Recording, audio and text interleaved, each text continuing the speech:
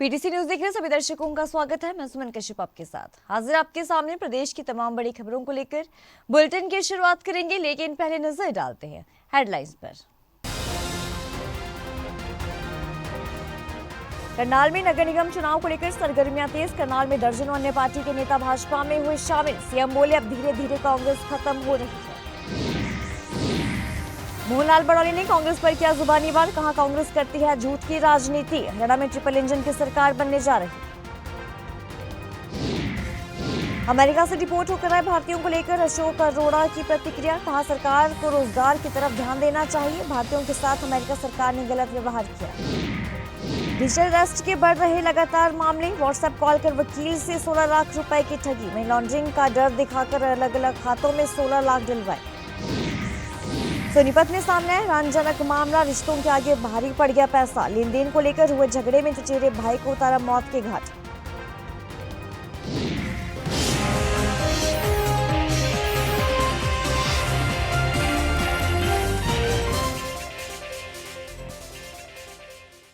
और अब खबर विस्तार से। करनाल में नगर निगम चुनाव को लेकर सरगर्मियां तेज हो चुकी हैं। ऐसा इसलिए क्योंकि अब नेताओं ने पार्टी बदलने का दौर शुरू कर दिया है।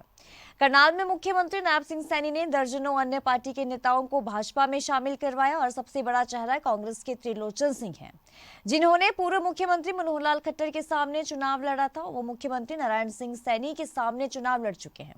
कांग्रेस की टिकट पर 45 साल लगातार वो कांग्रेस से जुड़े रहे, लेकिन उन्होंने भाजपा ज्वाइन कर ली और उनके साथ अशोक खुराना और आम आदमी पार्टी से विधानसभा चुनाव लड़ चुके सुनील बिंदल भी शामिल हुए। तो सीएम नायब सिंह सैनी ने मीडिया से बातचीत करते हुए कहा कि कांग्रेस जो है वो खत्म हो चुकी है और आज करनाल जो है वो कांग्रेस मुक्त हो चुका है। उन्होंने कहा कि कांग्रेस अब धीरे धीरे खत्म हो रही है। सुने क्या कुछ कहा। बहुत बड़े नेता और लगातार करनाल से जिन्होंने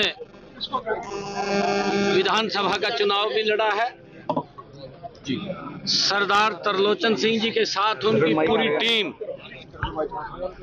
आज भारतीय जनता पार्टी की सदस्यता ग्रहण की है। मैं सरदार त्रिलोचन सिंह जी और उनकी पूरी टीम का भारतीय जनता पार्टी आगमन पर बहुत बहुत स्वागत करता हूं, दिल से धन्यवाद करता हूं। आदरणीय त्रिलोचन सिंह जी ने और उनकी पूरी टीम ने जो परम आदरणीय नरेंद्र मोदी जी का विजन है, ये भारत 2047 तक विकसित राष्ट्र बनाना है।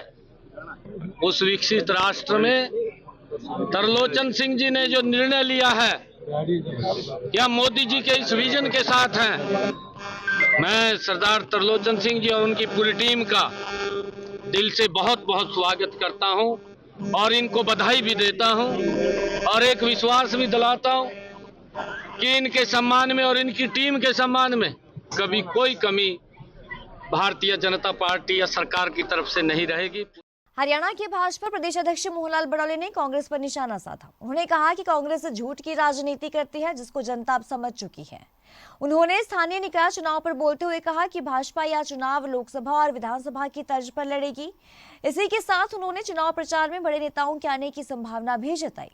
आगे कहा कि हरियाणा में ट्रिपल इंजन की सरकार बनने जा रही है, जिससे विकास कार्यों को और ज्यादा तेजी मिलेगी। नहीं, ये कांग्रेस पार्टी तो शुरू से ही इस प्रकार से काम करती है। वो कहते कुछ है, करते कुछ है। वो बताएंगे कुछ, असलियत में कुछ और होगा। तो ये झूठी बयानबाजी करने की कांग्रेस पार्टी की आदत बन गई है। ज्यादा उनके बारे में हम बोलना नहीं चाहते, क्योंकि हम तो जनता की बात को लेकर जनता के बीच में जाने वाले हैं। जनता से आशीर्वाद मांगने के लिए जाएंगे। इस प्रकार का झूठ फरेब की राजनीति हमने कभी की नहीं है, ना हम करने वाले हैं। और जो हमने कहा है वो करके दिखाया है। जो आगे भी जनता के बीच में जो बात रखेंगे, उस संकल्प को हम पूरा करेंगे। और पिछले हमारे विधानसभा का संकल्प पत्र आपने देखा है, जिस प्रकार से जो संकल्प पत्र में बात की थी, जब जैसे ही सरकार ने शपथ ली थी, तुरंत 24,000 से ज्यादा बच्चों को रोजगार देने का काम किया था। हमने अपने संकल्प पत्र में कहा था, चाहे डायलिसिस की और जो इलाज की सुविधा मुफ्त देने की बात थी, मंत्रिमंडल की पहली बैठक में ही हमने लागू करने का काम किया। डीएससी समाज को जो हमने अपने संकल्प पत्र में कहा था कि हम जो सर्वोच्च न्यायालय का फैसला उसको लागू करेंगे, मंत्रिमंडल की पहली बैठक में ही लागू करने का काम किया। थानेसर से विधायक अशोक अरोड़ा ने निकाय चुनाव में कांग्रेस का प्रदर्शन अच्छा रहेगा ये कहा। अमेरिका से डिपोर्ट होकर आए भारतीयों को कहा कि सरकार को रोजगार की तरफ ध्यान देना चाहिए। हरियाणा में बेरोजगारी बहुत बढ़ती जा रही है और जो डिपोर्ट होकर आए हैं उसमें हरियाणा के लोग ज्यादा हैं। आगे कहा कि भारतीयों के साथ अमेरिकी सरकार ने बुरा व्यवहार किया। बहुत ही दुखदायी है और सबसे बड़ा दुखदायी ये है कि हरियाणा के ज्यादा है। हरियाणा में बेरोजगारी हम शुरू से कह रहे हैं कि बढ़ रही है। सरकार को रोजगार की तरफ ध्यान देना चाहिए और जिस तरीके से अमेरिका गवर्नमेंट ने उनके साथ व्यवहार किया वो बहुत ही निंदनीय है। नहीं देखिए, ये जो लोग गए हैं, कोई घर बेच के गया है, कोई जमीन बेच के गया है, तो लोगों ने बड़ी तंगी में वहां गए हैं और अब वो वहां से वापस आ गए हैं, तो निश्चित रूप से उनके प्रति। राष्ट्रीय राजमार्ग 334 बी पर गांव रोहना के पास दर्दनाक हादसा हो गया। चलती कार में अचानक आग लगने से चालक की जलकर मौत हो गई। आग इतनी भयावह थी कि देखते देखते पूरी कार जल गई। सूचना मिलते ही दमकल विभाग की गाड़ी मौके पर पहुंची। दमकल कर्मियों ने मशक्कत के बाद आग पर काबू पाया, लेकिन तब तक कार सवार चालक की जान जा चुकी थी। पुलिस से मिली जानकारी के अनुसार हादसे में मृतक की पहचान दिल्ली के रोहिणी निवासी दीपक के रूप में हुई है। साइबर क्राइम की बढ़ते दौर में पढ़े लिखे व्यक्ति भी इसका शिकार होने से नहीं बच पाते। एक ऐसा ही मामला भिवानी से सामने आया है। यहाँ भिवानी निवासी एक वकील के साथ ये मामला हुआ और उसे डिजिटल अरेस्ट कर उससे 16 लाख रुपए की ठगी की गई। अपने आप को अंधेरी पुलिस स्टेशन का अधिकारी बताकर मनी लॉन्ड्रिंग का भय दिखाकर भिवानी के एडवोकेट मामन चंद शर्मा को डिजिटल अरेस्ट करके उनके खाते से तीन अलग अलग खातों से 16 लाख रुपए डलवा लिए गए। तो बीते 13 फरवरी को इस घटना के बाद जब पीड़ित मामन चंद को महसूस हुआ कि उसके साथ बड़ी ठगी हुई है, तो उसने भिवानी साइबर क्राइम में रिपोर्ट दर्ज करवाई, जिसके बाद साइबर क्राइम की टीम ने मनी ट्रेल पर काम करते हुए 4 लोगों को गिरफ्तार किया। ये दिनांक 13 फरवरी 2025 को हमारे पास डॉक्टर मामन चंद शर्मा, जो कि पेशे से एक एडवोकेट हैं, इनकी एक कंप्लेंट आई थी और इन्होंने बताया कि कुछ लोगों ने ऑनलाइन माध्यम से इनके पास व्हाट्सएप कॉल आई और व्हाट्सएप कॉल पे आने के बाद उन्होंने अपने आप को अंधेरी पुलिस स्टेशन का अधिकारी बताते हुए और इनके खिलाफ मनी लॉन्ड्रिंग का मुकदमा दर्ज बताया, जिससे ये थोड़ा पैनिक कर गए और पैनिक करने के बाद उन्होंने इसको डिजिटल तौर पर अरेस्ट करके और इनको अपने घर पे एक तरह से कैमरे के सामने इनको कैद कर लिया और जो भी एक्टिविटी ये कर रहे थे वो उनकी परमिशन से इनको करने की इजाज़त दी गई। और इसी संज्ञान में आगे इन्होंने इसको और प्रेशर करते हुए और इनसे 3 दिन में टोटल 16 लाख रुपए की इन्होंने ट्रांजैक्शन अलग अलग खातों में करवा ली।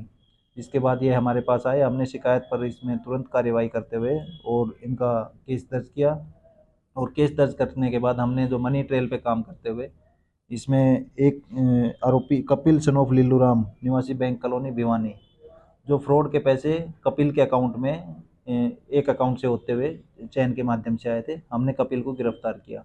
सोनीपत में हैरानजनक मामला सामने आया है। यहाँ सिर्फ 1300 रुपए के लेन देन को लेकर हुए झगड़े में अपने ही चचेरे भाई की चाकू से मारकर उसकी बेरहमी से हत्या कर दी गई, जिसका लाइव वीडियो भी सामने आया है। सोमवार रात युवक ने चचेरे भाई की छाती में चाकू घोंपकर उसकी हत्या कर दी। तो युवक ने उसकी छाती में चाकू घोंप दिया, इससे वो नाली में जा गिरा और उसकी मौत हो गई। इसके बाद आरोपी युवक जो है वहां से फरार हो गया। घटना का वीडियो भी सामने है, जिसमें युवक चचेरे भाई को चाकू मारता हुआ दिखाई दे रहा है। तो पुलिस ने परिवार की शिकायत पर हत्या का केस जो है वो दर्ज कर दिया और पुलिस मामले की कार्रवाई में जुटी हुई है। कल रात को 12 बजे के करीब डायल 112 से हमें सूचना प्राप्त हुई। एक विशाल नाम का व्यक्ति ने कॉल किया था कि भाई सुंदर सावरी में मर्डर हो गया है।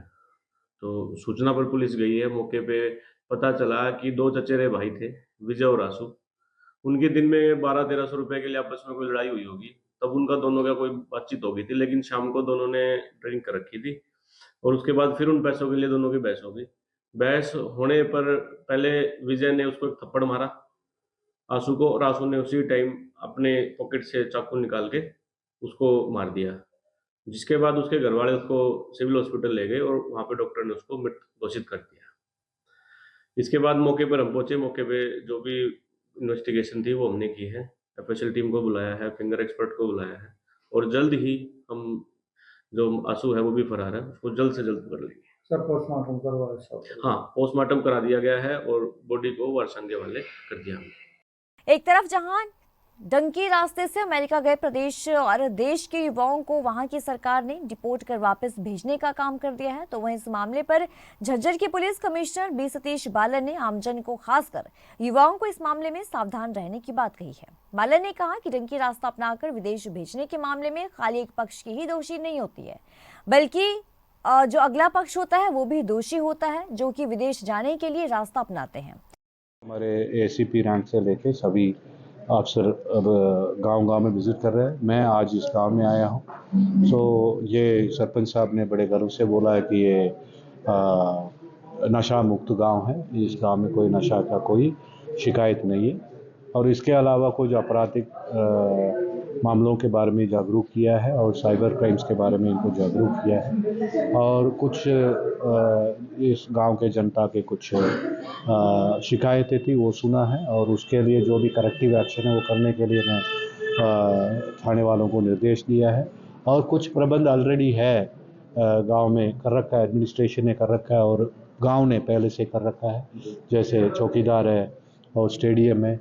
इन सबको चालू रखने के लिए इनका जो जिस मकसदों के साथ इनको प्रबंध कर रखा है उस मकसद पूरा करने के लिए सारे सरपंच को भी हमने रिक्वेस्ट किया है इनको भी एक्टिवेट करें और इनसे भी जो मदद पुलिस को मिल सकता है वो दे, ताकि हम आगे अपराध को कंट्रोल करने में और अपराधियों को पकड़ने में हमें मदद मिले। सर, मंचलों पर नकेल कसने के लिए कुछ हाँ, एक शिकायत आई है मंचलों का, यहाँ पे ज़्यादा ही IIT के आसपास कुछ मंचलों का हरकतें हैं गलत, उसके लिए मैंने महिला SHO जो जजर है उनको निर्देश दूंगा कि उनके खिलाफ जो भी एक्शन हो सकता है वो करेंगे। पंचकुला पुलिस ने स्नैचिंग गैंग का पर्दाफाश किया और 3 युवकों को काबू किया।